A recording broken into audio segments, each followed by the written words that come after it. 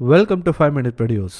இது வரைக்கும் நீங்க அதிகமா கேள்விப்பட்டிருக்க வாய்ப்பில்லாத சில இன்ட்ரெஸ்டிங்கான ஃபேக்ட்ஸை பத்தி தான் இந்த கவுண்டவுன் வீடியோல நாம பார்க்க போறோம். நம்பர் 7. நம்மளால ஒரு A4 ஷீட்டை 42 தடவை மடிக்க முடிஞ்சா அதோட உயரம் நிலா வரைக்கும் இருக்குன்ற ஒரு தியரி இருக்கு. ஒருவேளை அதை மட்டும் 103 முறைக்கு மேல மடிக்க முடிஞ்சா நாம கண்டுபிடிச்சிருக்க அப்சர்வபிள் யூனிவர்ஸை விடவும் அது உயரமா இருக்குன்ற ஒரு தியரி இருக்கு. இது உண்மையான கேட்டா இதை டெஸ்ட் பண்ணாதான் இதை கண்டுபிடிக்க முடியும். ஆனா மேக்சிமம் ஒரு A4 ஷீட்டை 6 முறைக்கு மேல இது வரைக்கும் யாராலையும் கரெக்டா மடிக்க முடிஞ்சதே கிடையாது. கண்டிப்பா நீங்களும் ட்ரை பண்ணி பாருங்க.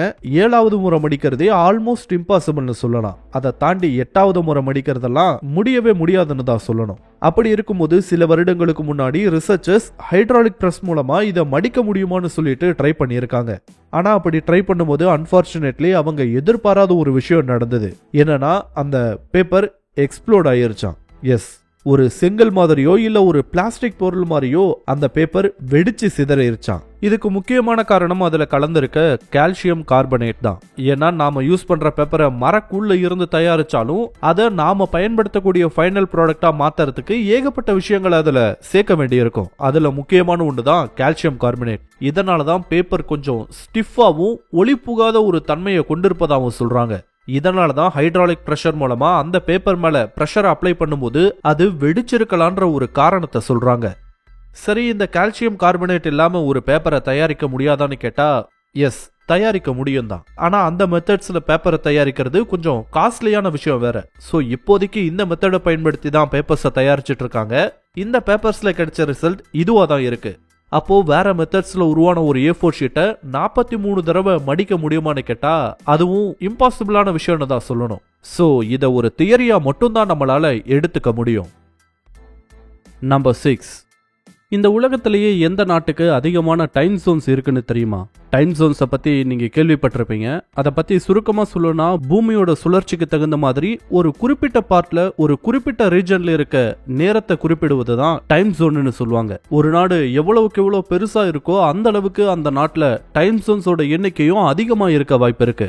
அதை வச்சு பார்க்கும்போது எந்த நாட்டுல அதிகப்படியான டைம் ஜோன்ஸ் இருக்குன்னு நீங்க நினைக்கிறீங்க? Russia, USA? ஆனா இது எதுவுமே கிடையாது. அதிகப்படியான டைம் ஜோன்ஸை கொண்டிருக்க நாடு பிரான்ஸ். இதை கேட்கும் போது உங்களுக்கு ஆச்சரியமா இருக்கலாம். ஏன்னா ரஷ்யா மாதிரியோ கனடா மாதிரியோ US மாதிரியோ பிரான்ஸ் ஒன்னும் ரொம்ப பெரிய நாடெல்லாம் கிடையாது. அப்படி இருக்கும்போது பிரான்ஸுக்கு எப்படி அதிகப்படியான டைம் ஜோன்ஸ் இருக்குன்னு பார்த்தா பிரான்ஸ் இப்பவும் உலகம் முழுக்க பல்வேறு பகுதிகளை தங்களோட கட்டுப்பாட்டுக்கு கீழே வச்சிருக்காங்க. சோ டெக்னிக்கலி பார்க்கும்போது அது எல்லாமே பிரான்ஸை சேர்ந்த பகுதிகள் தான். அதை வச்சு கால்குலேட் பண்ணும்போது தான் உலகத்தில் இருக்க மற்ற எந்த கண்ட்ரியை கம்பேர் பண்ணும்போதும் பிரான்ஸோட டைம் ஜோன்ஸ் ரொம்பவே அதிகமாக இருக்கான். பிரான்ஸோட ரூலிங்க்கு கீழே இருக்க பகுதிகளை வச்சு பார்க்கும்போது ஆல்மோஸ்ட் 12 டைம் ஜோன்ஸ் இருக்கான். இன்னும் அண்டார்டிகால அவங்களோட பேஸையும் கணக்கெடுத்தா ஆல்மோஸ்ட் 13 டைம் ஜோன்ஸ் இருக்குன்னு சொல்றாங்க. ஆனா அதுவே USக்கும் ரஷ்யாவுக்கும் 11 டைம் ஜோன்ஸ் இருக்கு. அதுக்கு அடுத்ததா UK, ஆஸ்திரேலியா, அண்டார்டிகாவில எல்லாம் 9 டைம் ஜோன்ஸ் இருக்கான். அதுவே கனடாவிலன்னு எடுத்துக்கிட்டா 6 டைம் ஜோன்ஸ் இருக்கான். அண்ட் உலகத்திலேயே மிக அதிகமான டைம் ஜோன்ஸை கொண்ட நாடுகள்னா இவை மட்டும்தான். நம்பர் 5. ஒரு மனுஷனுக்கு விக்கல் வர்றது சாதாரணமா நடக்கக்கூடிய நிகழ்வு தான். அப்படி வரக்கூடிய விக்கல் சில நொடிகளுக்கோ சில நிமிடங்களுக்கோ நீடிக்க வாய்ப்பு இருக்கு. பட் அதுக்குள்ளேயே நாம படாத பாடுபட்டுருவோம். ஆனா அந்த விக்கல் நாள் கணக்குல, வார கணக்குல, மாச கணக்குல, ஏன் வருட கணக்குல உங்களுக்கு நீடிச்சா எப்படி இருக்கும்? கேட்கவே பயமா இருக்குல்ல? ஆனா உண்மையாவே ஒரு நபருக்கு இந்த மாதிரி நடந்திருக்கு.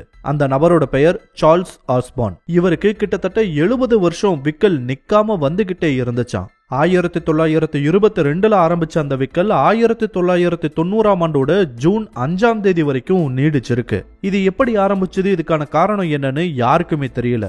இதுக்கும் சார்ல்ஸ் ஆஸ்பான் அந்த 68 வருடங்கள்ல அமெரிக்காவில இருந்த ஆல்மோஸ்ட் டாப் ENT டாக்டர்ஸ் எல்லார்கிட்டயுமே தன்னோட பிரச்சனையை சொல்லி அதுக்கான தீர்வை தேடி இருக்காரு.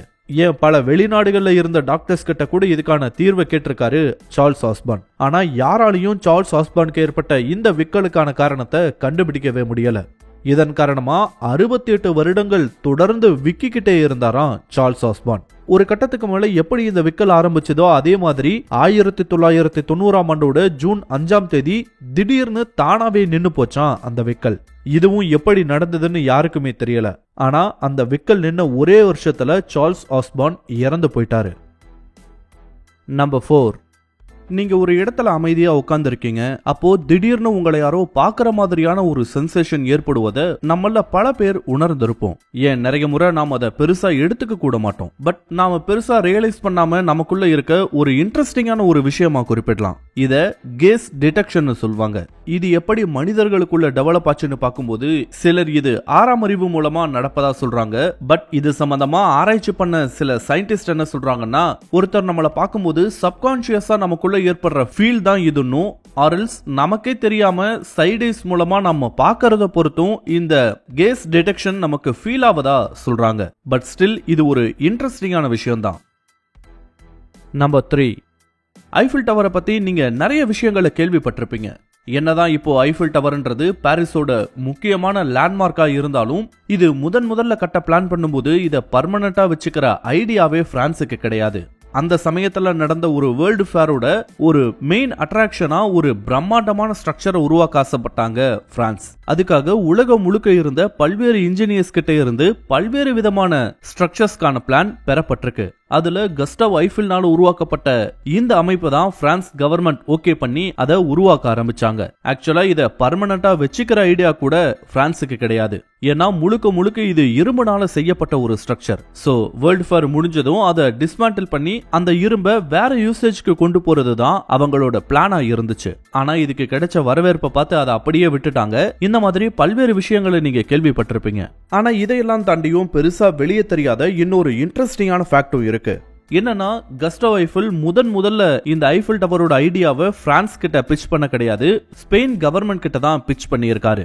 அவரோட ஒரிஜினல் பிளான் என்னவா இருந்திருக்குன்னா, இந்த ஒரு ஸ்ட்ரக்சருக்கு ஸ்பெயின் ஓகே சொல்லி இருந்தா பார்சிலோனால இதை உருவாக்குறதுக்கு தான் கஸ்டவ் ஆசைப்பட்டாராம். ஆனா ஸ்பெயின் அரசாங்கம் இதை நிராகரிச்சுட்டாங்க. அதுக்கப்புறமா தான் பிரான்ஸ் இந்த அமைப்பை ஓகே பண்ணி பாரிஸ்ல உருவாக்கி இருக்காங்க. நம்பர் 2, உலகம் முழுக்க இருக்க நிறைய பேர் அவங்களுக்கு பிடிச்ச பல்வேறு பெட் அனிமல்ஸை வளர்த்துக்கிட்டு வர்றாங்க. இதுல பல்வேறு நாடுகள்ல இந்த மாதிரி வளர்க்கக்கூடிய பெட் அனிமல்ஸ்க்கு நிறையவே கட்டுப்பாடுகள் இருக்கு. உதாரணத்துக்கு இந்தியாவையே எடுத்துக்கிட்டோம்னா ரீசன்ட் டைம்ஸ்ல கொஞ்சம் அக்ரெசிவா இருக்கக்கூடிய டாக் பிரீட்ஸ் எல்லாம் வளர்க்க கூடாதுன்னு சொல்லிட்டு இந்திய அரசாங்கம் ஒரு ரூலை கொண்டு வந்திருக்காங்க. இது மட்டும் இல்லாம பச்சை கிளிகள் மாதிரி சில பறவைகளை கூட இந்தியாவில பெட்டா வளர்க்க முடியாது. இது சம்பந்தமாவும் ரீசன்ட் டேஸ்ல சில கேசஸ் பதிவாயிருப்பதை கூட நம்மளால பார்க்க முடியும். இப்படி ஒவ்வொரு நாட்டிலையும் இந்த பெட் அனிமல் சம்பந்தமா நிறையவே ரூல்ஸ் அண்ட் ரெகுலேஷன்ஸ் இருக்கு. அப்படி சுவிட்சர்லாந்துலயும் ஒரு வினோதமான ரூல் இருக்கு. என்னன்னா, அந்த நாட்டில் இருக்க ஒரு சட்டப்படி கினியா பிக் இத நிறைய பேர் பெட்ஸா வளர்த்துட்டு வர்றாங்க. ஏன் இந்தியாவிலேயே கூட கினியா பிக்ஸ வளர்க்கறவங்க இருக்காங்க தான். இந்த கினியா பிக்க தனியா வாங்கி வளர்க்க கூடாதான். இது சட்டப்படி சுவிட்சர்லாந்துல குற்றமா பார்க்கப்படுது.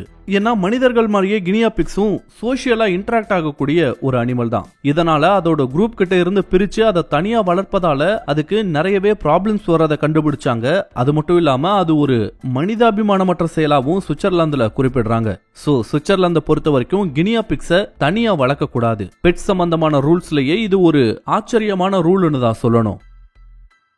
நம்பர் 1, இந்தியாவோட நேஷனல் ஆந்தம் பாட சொன்னா நாம உடனே ஜனகணமனன் ஆரம்பிக்கிற ஆந்தம் பாடுவோம். இதே மாதிரி உலகத்துல இருக்க ஆல்மோஸ்ட் எல்லா நாடுகளுக்குமே நேஷனல் ஆந்தம்ன்றது இருக்கு. ஆனா ஸ்பெயினோட நேஷனல் ஆந்தம் இதுல இருந்து ரொம்பவே மாறுபட்டது. எப்படின்னா, அதோட நேஷனல் ஆந்தம்ல லிரிக்ஸே கிடையாது, வெறும் மியூசிக் மட்டும் தான் பிளே ஆகும். அதாவது நம்ம தேசிய கீதத்தை பாட சொன்னா ஜனகணமனன்னு வரிகளை பாடுவோம் இல்லையா, அந்த மாதிரி எந்த விதமான லிரிக்ஸுமே ஸ்பெயினோட நேஷனல் ஆந்தம்ல கிடையாது. அங்க நேஷனல் ஆந்தம்னா வெறும் மியூசிக் மட்டும் தான் பிளே செய்யப்படுமா. ஆக்சுவலா எப்பயுமே ஸ்பெயினோட நேஷனல் ஆந்தம் இப்படி இருந்தது கிடையாது. அந்த நேஷனல் ஆந்தம்லயும் லிரிக்ஸ் இருந்திருக்குதான். 1970களோட எண்ட்ல தான் அந்த லிரிக்ஸை பயன்படுத்துவதை ஸ்பெயின் நிறுத்தி இருக்காங்க. இதுக்கு பின்னாடி ஒரு காரணமும் இருக்கு. என்னன்னா, அந்த ஆந்தம்ல இருந்த லிரிக்ஸ் எல்லாம் பாசிசம வெளிப்படுத்துற மாதிரி இருந்திருக்கு. இதை கவனிச்ச ஸ்பெயின் அதை வேணான்னு முடிவு பண்ணி அதை தூக்கிட்டு வெறும் மியூசிக்கை மட்டும் பிளே பண்ண ஆரம்பிச்சாங்க. ஆக்சுவலா இந்த ஒரு நடைமுறை ஸ்பெயின்ல மட்டுமே கிடையாது. போஸ்னியா, சான் மரினோ, கொசோவோ மாதிரியான நாடுகளோட நேஷனல் ஆந்தம்லயும் லிரிக்ஸே கிடையாது, வெறும் மியூசிக் மட்டும் தான் பிளே ஆகும். இவைதான் இந்த வீடியோல நான் பேச நினைச்ச சில இன்ட்ரெஸ்டிங்கான விஷயங்கள். இதுல நீங்க எதை முதல் முறையா கேள்விப்பட்டீங்கன்றத மறக்காம கமெண்ட்ல சொல்லுங்க. இந்த வீடியோ உங்களுக்கு பிடிச்சிருந்தா லைக் பண்ணுங்க, கமெண்ட் பண்ணுங்க, ஷேர் பண்ணுங்க. இதே மாதிரியான புதிய வீடியோக்களை பார்க்க மறக்காம 5 Minute Videos சேனலுக்கு சப்ஸ்கிரைப் பண்ணுங்க. அண்ட் மறக்காம நோட்டிபிகேஷன் பெல் ஐகானையும் கிளிக் பண்ணி விடுங்க. தேங்க்யூ.